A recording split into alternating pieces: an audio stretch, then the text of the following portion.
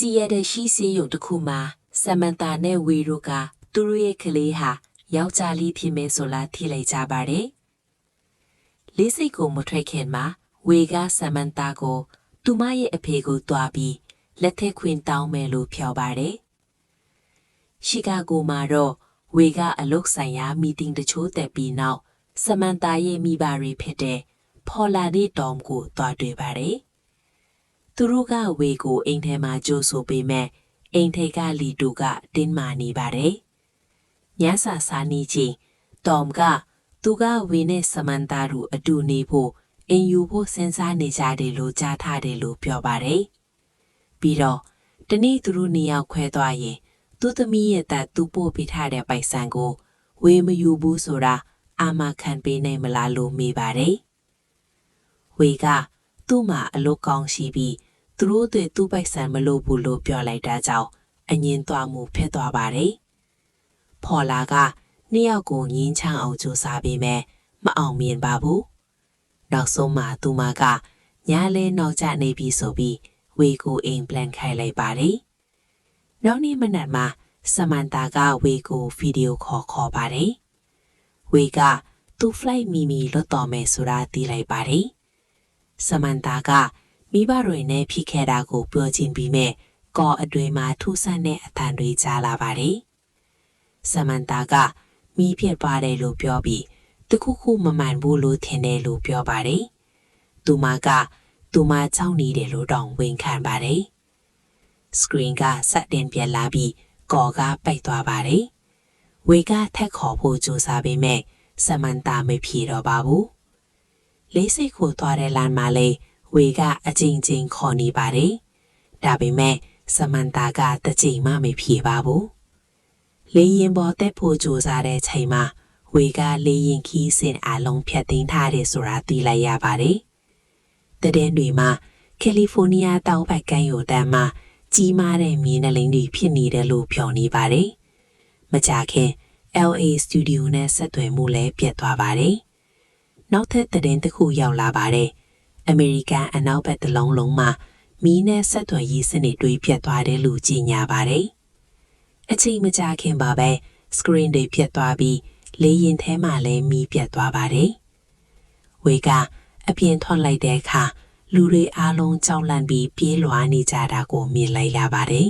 ။ဒါကြောင့်သူကတက္ကစီဒရိုင်ဘာကိုပိုက်ဆံပို့ပေးပြီးမြို့ထဲပြန်သွားစေပါတယ်။လမ်းမှာလည်းဝေကဆမန်တာကိုဆက်ပြီးခေါ်နေပါတယ်။ဒါပေမဲ့အခုထိတုံ့ပြန်မှုမရှိသေးပါဘူး။အချိန်အနည်းငယ်ကြာပြီးနောက်ဝေကဖော်လာရဲ့အိမ်ကိုပြန်ရောက်လာပါတယ်။ elevator မှာအလုပ်လုပ်တော့တာကြောင့်သူကလှေကားနဲ့တက်ရပါတယ်။သူဆမန်တာနဲ့နောက်ဆုံးပြောခဲ့တဲ့အကြောင်းကိုဆမန်တာရဲ့မိဘတွေကိုပြောပြပါတယ်။အဲ့ဒီအချိန်မှာလေရင်စစ်တွေမြို့ပေါ်မှာပြန်ထမ်းနေကြတာကိုသူသတိထားမိပါတယ်။ဖော်လာနဲ့ဒေါမ်ကပစ္စည်းတွေထုတ်ပိုးနေကြပါတယ်။ဒေါမ်ကသူကဆမန်တာကိုတွားယူမယ်လို့ပြောပါတယ်။ဖော်လာကတော့သူတို့ရဲ့သားအိမ်ကိုတွားမယ်လို့ပြောပါတယ်။ဝေကဒေါမ်နဲ့အတူလိုက်သွားဖို့သဘောတူပါတယ်။လမ်းပေါ်ရောက်တဲ့အခါလူအများစုမြို့ကနေထွက်ပြေးနေကြတာကြောင့် traffic အယမ်းကျပ်နေပါတယ်။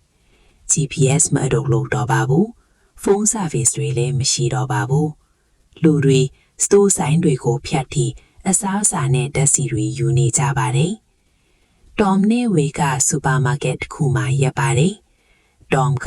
အထဲဝင်ပြီး supplies ယူသွားတဲ့ချိန်ဝေကဓာတ်ဆီထည့်နေပါတယ်။အဲ့ဒီချိန်မိန်းကလေးတစ်ယောက်လာပြီးဝေကို flat လုပ်ပါတယ်။ဝေကညင်လိုက်တဲ့အခါသူမရဲ့တငယ်ချင်းတွေလာပြီးသူကပြတင်းခွက်တီးဖြတ်ဖို့ကြိုးစားကြပါတယ်။အဲ့ဒီချိန်ဒေါမ်ကအော်လိုက်ပြီးသူတို့ကိုရက်ခိုင်းပါတယ်။သူကသူတို့ကိုပိုက်ဆံပေးမယ်လို့ဟန်ဆောင်ပြီးကားထဲကတနက်ထုတ်လိုက်ပါတယ်။သူတို့ကိုတနက်နဲ့ချိန်လိုက်တာကြောင့်အဲ့ဒီလူတွေအားလုံးထပ်သွားကြပါတယ်။အဲ့ဒီလူတွေထပ်ပြေးသွားပြီးနောက်ဒေါမ်ဂရဝေကကားနဲ့ဆက်ထွက်လာကြပါတယ်။မြို့အပြင်ဘက်ကိုနီးလာတဲ့အချိန်မှာတော့လမ်းပေါ်မှာပျက်စီးနေတဲ့ကားတွေလူတွေအများကြီးပြေးလွှားနေကြတာကိုတွေ့ရပါတယ်။လူတွေက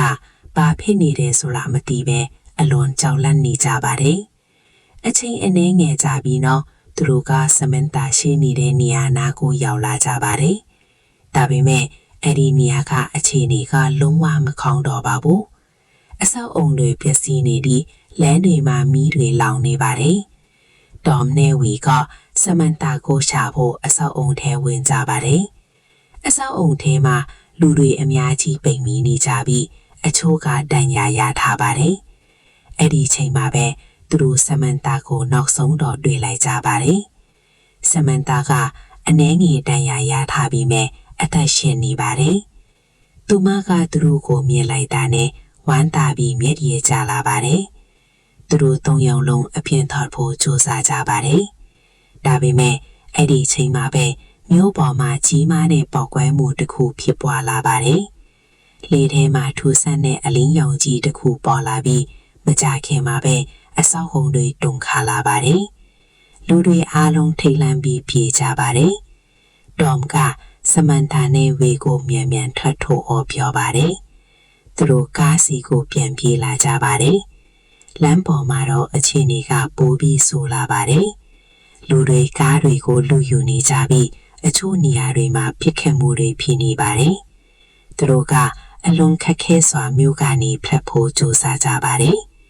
အဲ့ဒီချိန်မှာဒေါမ်ကကားကိုရပ်လိုက်ပြီးဆမန်တာနဲ့ဝေကိုကြည့်လိုက်ပါတယ်။သူကသူတို့နှစ်ယောက်ကိုအတူတူနေဖို့အချင်းချင်းကာကွယ်ဖို့ပြောပါတယ်။ပြီးတော့သူဆမန်တာကိုအလွန်ချစ်တယ်လို့ပြောပါတယ်။မကြခင်မှာပဲသူတို့ထမှန်ထခွာကြပါတယ်။ဒါပေမဲ့လမ်းမှာထပ်ပြီးအန်ဒီရဲ့တခုထပ်ပေါ်လာပါတယ်။လက်နဲ့ကင်ထားတဲ့လူတစုကသူတို့ကားကိုရက်ခိုင်းပါတယ်။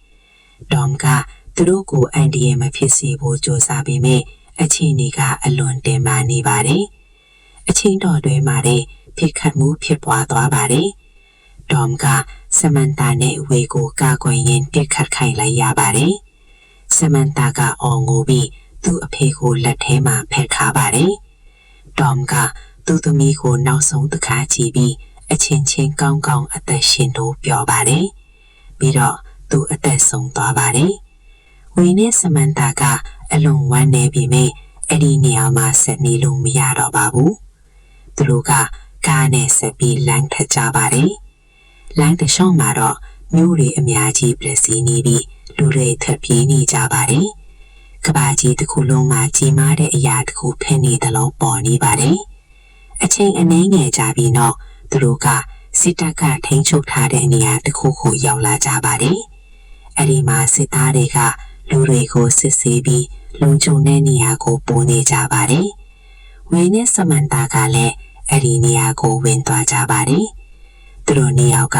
တယောက်နဲ့တယောက်လက်ကိုခိုင်ခိုင်မာမာကင်ထားကြပါတယ်။အနာဂတ်မှာဘာတွေဖြစ်လာမယ်ဆိုတာမသိပေမဲ့အခုချိန်မှာတော့သူတို့နှစ်ယောက်အတူရှိနေကြပါတယ်။ဇလန်ကတော့ဒီလိုနဲ့အဆုံးသွားပါတယ်။